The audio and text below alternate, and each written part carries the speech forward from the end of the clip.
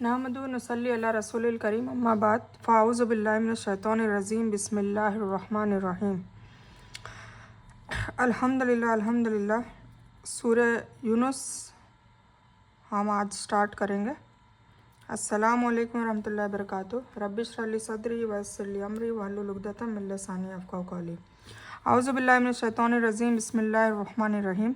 सूरह यूनुस मक्के में उतरी है। यह मक्की सूरह है और इसकी 109 आयतें और 11 रुकू है। अल्लाह के नाम से शुरू करता हूँ जो बड़ा मेहरबान निहायत रहम करने वाला है। अलिफ लाम रा तिल्क आयातुल किताबिल हकीम। अलिफ लाम रा यह हिकमत भरी किताब की आयतें हैं। सूरह के आखिर में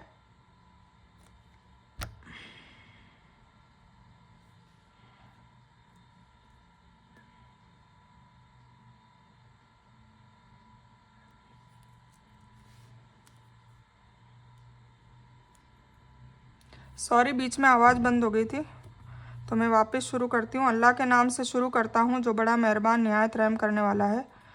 यह हिकमत भरी किताब की आयतें हैं। क्या उन लोगों को इस बात से ताज्जुब हुआ कि हमने उनमें से एक इंसान के पास वही भेज दी कि सभी इंसानों को डराएं, और जो ईमान ले आए उनको यह खुशखबरी सुना दीजिए कि उनके रब के पास उनको पूरा बदला और इज्जत मिलेगी।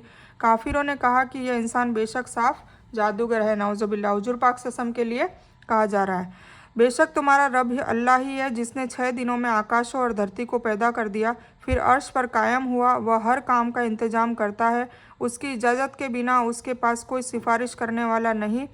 ऐसा अल्लाह तुम्हारा रब है कि तो तुम उसकी इबादत करो। क्या तुम फिर भी नसीहत हासिल नहीं करते? तुम सबको अल्लाह ही के पास जाना है। अल्लाह ने सच्चा वादा कर रखा है। बेशक वही पहली बार पैदा करता है, फिर वही दोबारा पैदा करेगा, ताकि ऐसे लोगों को जो कि ईमान लाए और उन्होंने नेकी के काम किए इंसाफ के साथ बदला दे। और जिन लोगों ने कुफ्र किया उनके लिए खौलता हुआ पानी पीने को मिलेगा और दुखदाई अजाब होगा उनके लिए कुफ्र के सबब। वह अल्लाह ताला ऐसा है जिसने सूरज को चमकता बनाया, चांद को रोशन बनाया, उसके लिए गंतव्य मतलब मुकर्रर किए ताकि तुम सालों के लिए स्थान मुकर्रर किए ताकि तुम सालों का हिसाब कर सको, हिसाब को जान लो। अल्लाह ताला ने ये सभी चीज़ें बेकार नहीं पैदा की है। वह यह सबूत उन्हें साफ साफ बता रहे हैं जो अकल रखते हैं। ठीक है ना। मतलब अल्लाह ताला ने जो भी चीज़ का इंतखाब किया है उसका एक मकसद है। कोई भी चीज़ बेकार पैदा नहीं की है। हर चीज़ का जो वजूद है उसका कोई ना कोई मकसद ज़रूर है। तो हमें कहा जा रहा है कि क्या तुम अकल नहीं रखते, तुम मेरी कुदरत को नहीं देखते। फिर हुजूर पाक सल्लल्लाहु अलैहि वसल्लम के लिए बताया जा रहा है कि उनके पास हमने वही भेज दी, तो उनसे तुम इल्म हासिल करो और ईमान लेकर आओ। और काफिरों के लिए कहा जा रहा है कि उनके लिए जहन्नम है।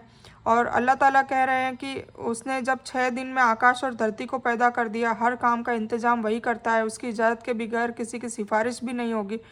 तो और अल्लाह के पास सभी को जाना है, चाहे मुसलमान है, काफिर है, मुशरिक है, मुनाफिक है, मोमिन है, मुस्लिम है, कोई भी हो, सब के सब अल्लाह के पास वहाँ पर अल्लाह के कटघरे में वहाँ पर खड़े होंगे। अल्लाह के सामने सबको खड़े रहना है। तो और अल्लाह का ये वादा सच्चा है। तो फिर उसके लिए हमें क्या करना होगा? हमें नेकी के काम करने होंगे, ईमान वाले बनना होगा और इंसाफ के साथ सारे हमारे मामलात करने होंगे, तब जाके अल्लाह ताला फिर हमें अच्छे फैसले सुनाएगा।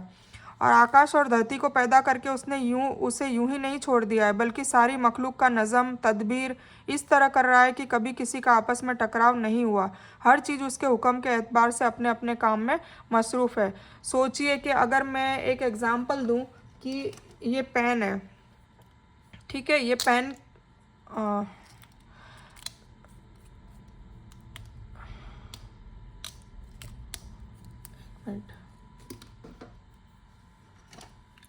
जैसे ये पेन है, ठीक है। अब मैं इसके सामने यूं यूं यूं यूं यूं मैं कितनी भी परफेक्शन से अगर इसको घुमा लूं तो भी कुछ टाइम के बाद इसके साथ ये टकरा जाएगी। ये टकरा रही है ना, टकरा जाएगी, कितना ही मैं ध्यान रख लूं पर ये टकरा जाएगी।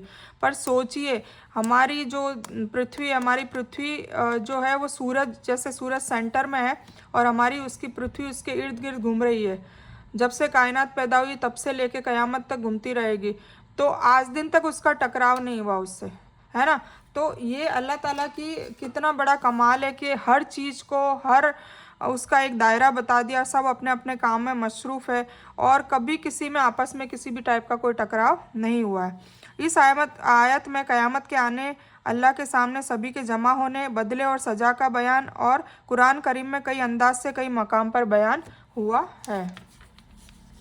फिर बेशक रात और दिन एक दूसरे के बाद आने में अल्लाह ताला ने आकाश और धरती में जो कुछ पैदा कर रखा है उन सब में उन लोगों के लिए सबूत है कि जो अल्लाह का डर रखते हैं। मतलब रात के बाद दिन आती है, दिन के बाद रात आती है, इसी तरह सुख के बाद दुख आता है, दुख के बाद सुख आता है, इसी तरह कोई नेमत के बाद कोई नेमत छीन ली जाती है। मतलब हर चीज़ का एक जोड़ा अल्लाह ताला ने बना रखा है। ठीक है, तो जो अकल रखते हैं वो इससे अल्लाह का डर रखें। जिन लोगों को हमारे पास आने का यकीन नहीं है वह दुनियावी ज़िंदगी पर खुश हो गए हैं, है ना। जिनको यकीन नहीं है वही खुश हो रहे हैं ना, दुनिया में जो मर्जी आए वो कर रहे हैं और उसमें जी लगा बैठे हैं। और जो लोग हमारी आयतों से गाफिल हैं, ऐसे लोगों का ठिकाना उनके अमलों के सबब नर्क है। बेशक जो लोग ईमान लाए और उन्होंने नेक काम किए, उनका रब उनको ईमान वाले होने के सबब उनके मकसद तक पहुंचा देगा, सुख के बागों में जिनके नीचे नहरें बह रही होगी। मतलब उनके लिए जन्नत की बशारत है। वहाँ उनके मुंह से यह बात निकलेगी सुभान अल्लाह, और उनका आपसी सलाम यह होगा अस्सलाम वालेकुम।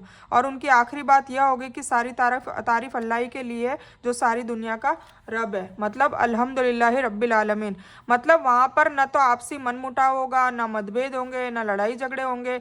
बस सब लोग आपस में एक दूसरे को सलाम करते रहेंगे और सुभान अल्लाह अल्हम्दुलिल्लाह के अलावा कोई बात ही नहीं होगी। तो कितना अच्छा वहाँ का सराउंडिंग्स होगा, वहाँ का कितना अच्छा माहौल होगा।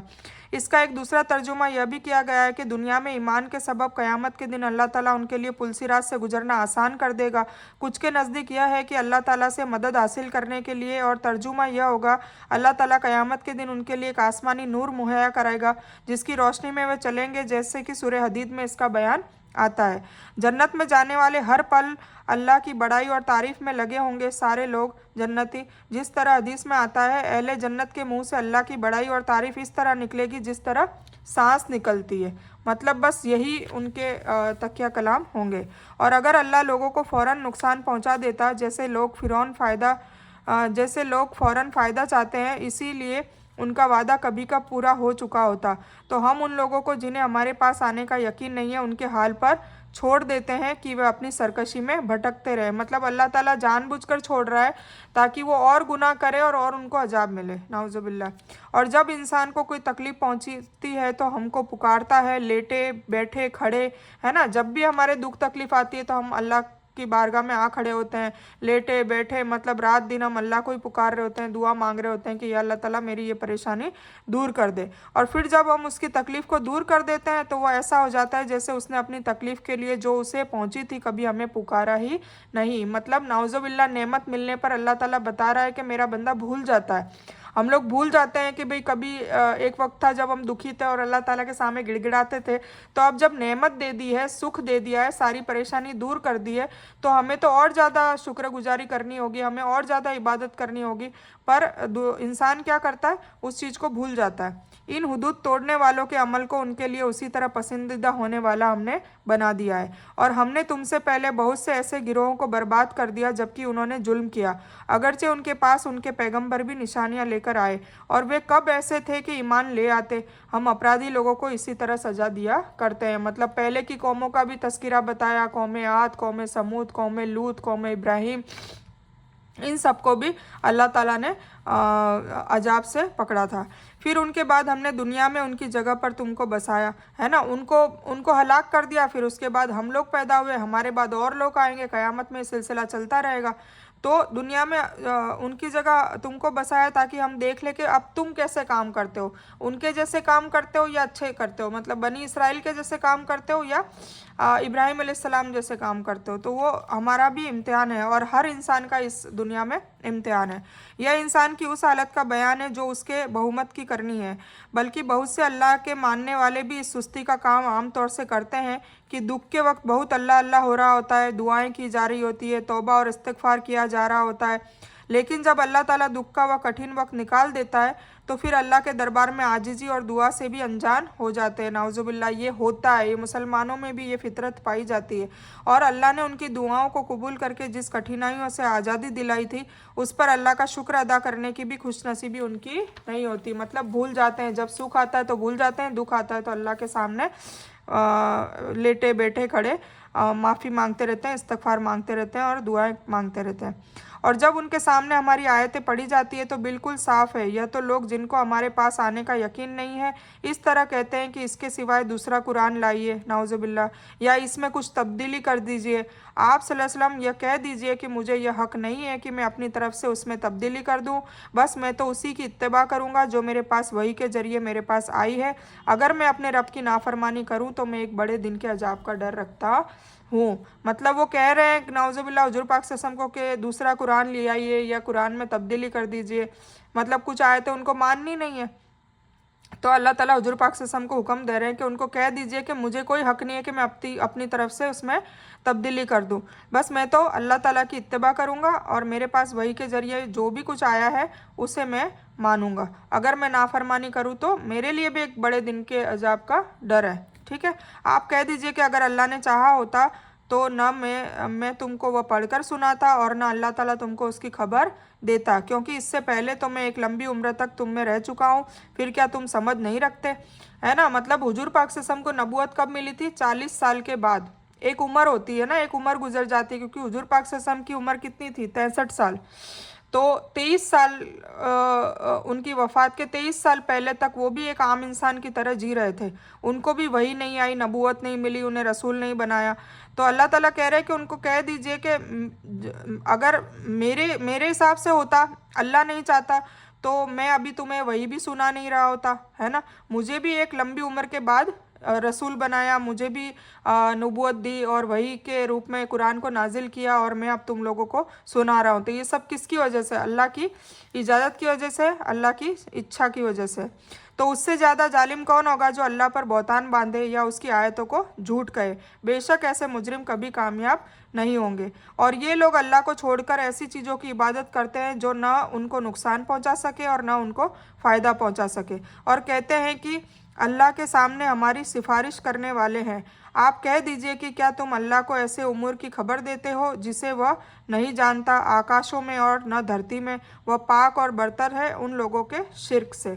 और सभी लोग एक ही उम्मत के थे, फिर उन्होंने इख्तलाफ पैदा किए, और अगर एक बात न होती तो जो आपके रब की तरफ से मुकर्रर की जा चुकी है, तो जिस चीज़ में यह लोग इख्तलाफ कर रहे हैं उनका पूरी तरह से फैसला हो चुका होता। यानी यह शिर्क लोगों की अपनी उपज है और पहले इसका कोई वजूद नहीं था।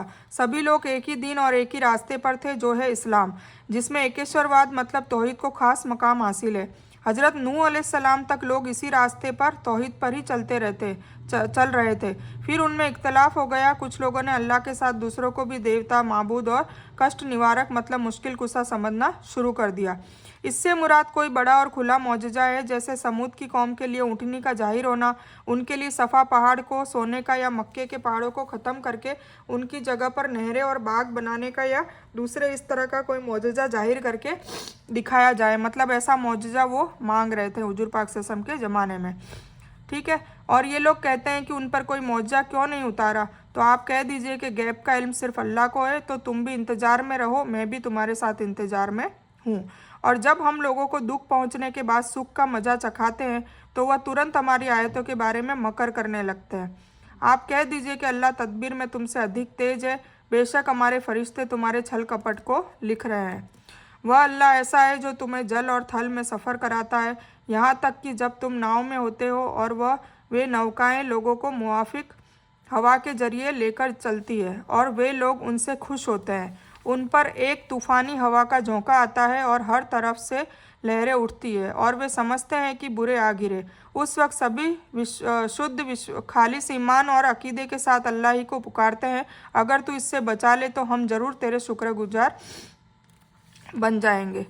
ठीक है, दुख के बाद सुख का मतलब है गरीबी, सूखा और दुख, और मुसीबत के बाद सुख का मतलब है कीमती ज़िंदगी के लिए वसाइल की अधिकता।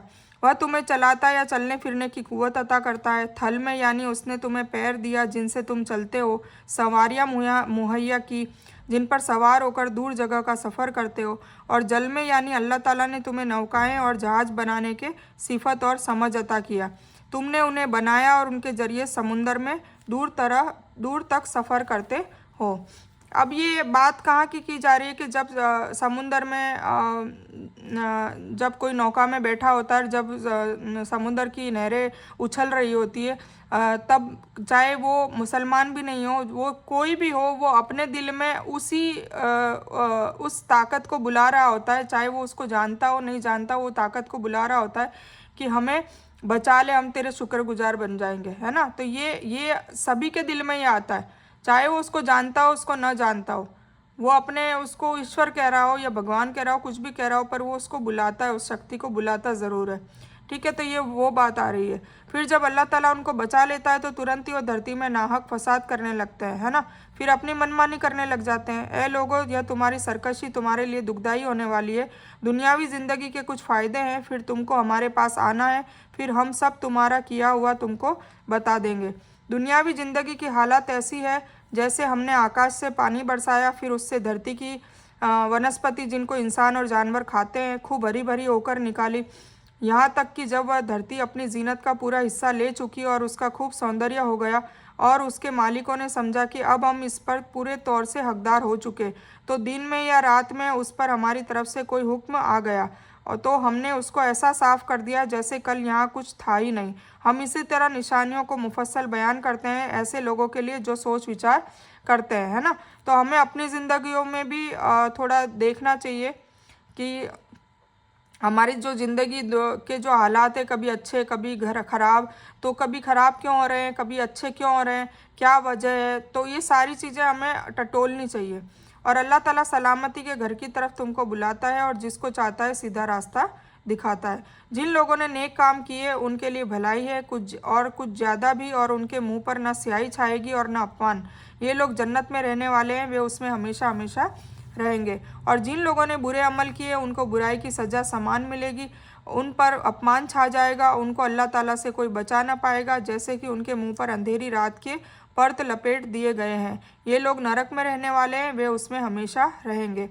और वह दिन भी याद के काबिल है जिस दिन हम उन सभी को जमा करेंगे, फिर मूर्ति पूजकों से कहेंगे कि तुम और तुम्हारे साझीदार अपने जगह पर ठहरो, फिर हम उनमें आपस में फूट डाल देंगे और उनके वे साझीदार कहेंगे कि तुम हमारी इबादत नहीं करते थे, है ना। आपस में लड़ाई झगड़े करेंगे। तो हमारे तुम्हारे बीच अल्लाह काफ़ी है, गवाह के रूप में ही हमको तुम्हारी इबादत की खबर भी न थी, है ना। मतलब ये मुसलमानों के लिए भी है कि जो कब्र परस्ती और जो मज़ारों पर जाके सजदा करते हैं नाउज़ुबिल्ला, तो सारे वली भी कहेंगे कि हमें तो पता भी नहीं था कि तुम हमारी इबादत करते थे या शिर्क करते थे अल्लाह का।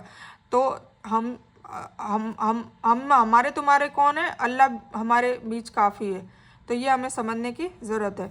उस जगह पर हर इंसान अपने पहले किए गए कामों की जांच कर लेगा और ये लोग अल्लाह की तरफ जो उनका हकीकी मालिक है लौटाए जाएंगे, और जो कुछ झूठ बना रखे थे उन सभी उनसे खो जाएंगे। मतलब सबको अपना अपना अमालनामा खोल के दिखा दिया जाएगा, एक वीडियो सामने आ जाएगी, जो भी करतूतें उन्होंने पैदा से लेके मौत तक की होगी वो सारा का सारा उन्हें दिखा दिया जाएगा। तो वो सारी चीज़ें उनके सामने होगी, उसके बाद फिर उनका हिसाब किताब होगा।